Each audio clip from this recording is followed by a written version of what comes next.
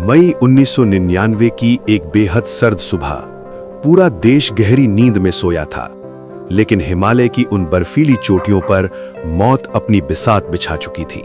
क्या आप जानते हैं कि जिस युद्ध ने भारत की रूह को झकझोर कर रख दिया, उसकी आहट हफ्तों पहले ही सुनी जा चुकी थी। लद्दाख की बर्फीली हवाओं में एक ऐसा कड़वा सच तैर रहा था जिसे अगर सही वक्त पर स्वीकार कर लिया जाता तो शायद इतिहास के पन्नों पर सैकड़ों भारतीय सैनिकों के नाम शहादत की स्याही से न लिखे जाते। ये कहानी किसी मोर्चे पर तैनात सिपाही की वीरता से पहले दिल्ली के उन बंद कमरों की है जहां फाइलों के ढेर में एक ऐसी चेतावनी दबी रह गई जिसने पूरे देश की राष्ट्रीय सुरक्षा को एक विनाशकारी दांव पर लगा दिया था। भारत की बाहरी खुफिया एजेंसी रॉ के मुख्यालय में उन दिनों हलचल सामान्य नहीं थी। उनके पास कुछ ऐसे इंटरसेप्ट्स हाथ लगे थे जो सीमा पार एक बड़ी साजिश की गवाही दे रहे थे।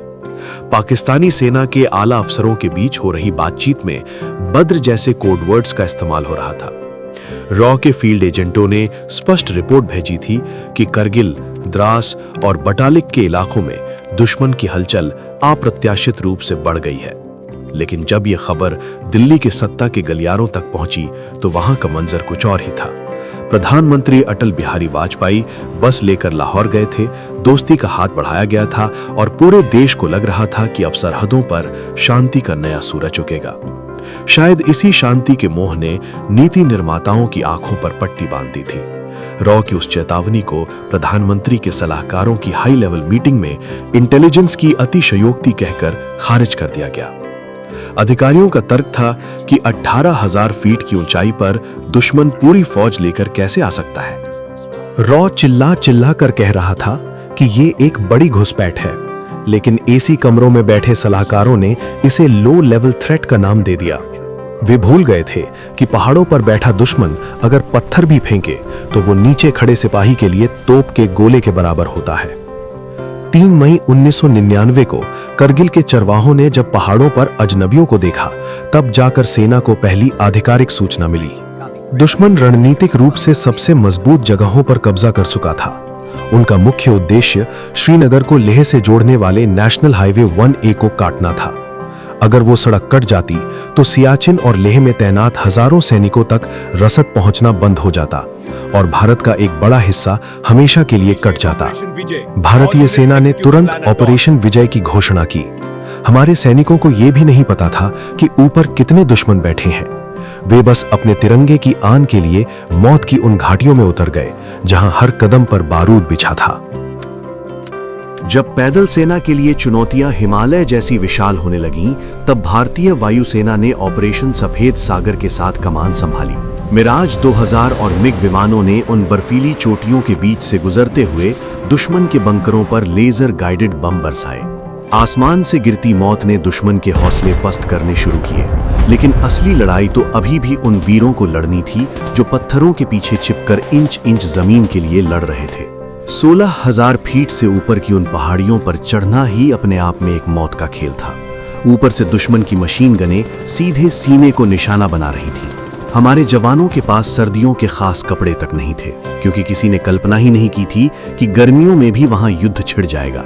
ये उसी इंटेलिजेंस फेलियर का नतीजा था जिसे दिल्ली में नजरअंदाज किया गया था। इसी संघर्ष के बीच उभरी उन नायकों की गाथाएं जो आज हर भारतीय के दिल की धड़कन है।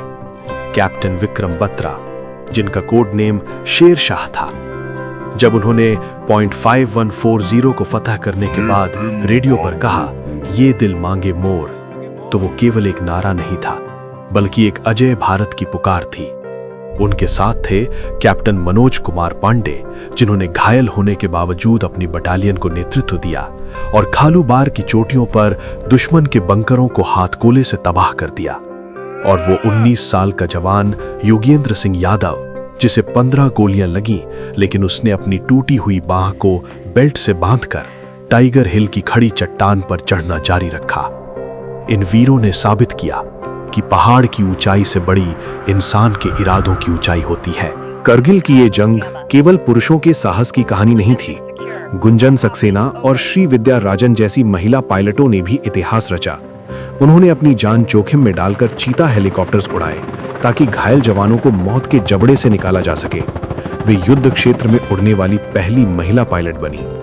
टाइगर हिल और तोलोलिंग जैसी दुर्गम चोटियों को वापस पाना युद्ध का सबसे निर्णायक मोड़ था। तोलोलिंग की जीत ने भारत का पलड़ा भारी कर दिया और ये दिखा दिया कि भारतीय सेना अब रुकने वाली नहीं है। बोफोर्स तोपों की गर्जना ने पहाड़ों को हिला दिया और एक एक करके पाकिस्तान के सारे ठिकाने मलबे में तब्दील होने लगे। लगभग 60 दिनों तक चले इस विनाशकारी संघर्ष के बाद 26 जुलाई 1999 को भारत ने आधिकारिक तौर पर अपनी जीत की घोषणा की। भारतीय तिरंगा एक बार फिर हिमालय की सबसे ऊंची चोटियों पर गर्व से लहराया। आज हम इस दिन को कारगिल विजय दिवस के रूप में मनाते हैं, लेकिन इस जीत की चमक के पीछे 527 शहीदों के घरों का अंधेरा भी छिपा है। 1363 जवान घायल हुए जो आज भी उस युद्ध के घावों को सीने पर लिए घूमते हैं। रॉ की वो चेतावनी जिसे दिल्ली के बंद कमरों में दबा दिया गया था, उसका अंत 527 तिरंगों में लिपटे हुए शवों के साथ हुआ। ये जीत हमें हमेशा याद दिलाती रहेगी कि सतर्कता ही स्वतंत्रता की पहली शर्त है और इतिहास के पन्नों पर यह सवाल हमेशा दर्ज रहेगा कि क्या उन सलाहकारों की एक सही प्रतिक्रिया इन सैकड़ों परिवारों के चिराग जलते नहीं रख सकती थी। करगिल की उन बर्फीली हवाओं में आज भी उन वीरों की अंतिम सांसें गूंजती हैं जो हमें सोते समय ये एहसास कराती हैं कि हमारी सुरक्षा की कीमत किसी ने अपने लहू के आखिरी कतरे से चुकाई है। यदि इन वीरों की महान गाथा ने आपके हृदय को छू लिया हो तो कृपया इस वीडियो को एक लाइक अवश्य दें। हमारे चैनल शिक्षा क्रॉनिकल्स को सब्सक्राइब कर लें ताकि ऐसी प्रेरणादायक कहानियां आप तक पहुंचती रहें। अपने परिवार, मित्रों और साथियों के साथ शेयर जरूर करें और कमेंट में जय हिंद लिखकर इन शहीदों को श्रद्धांजलि दें। आपका साथ हमारी ताकत है। बहुत बहुत धन्यवाद। जय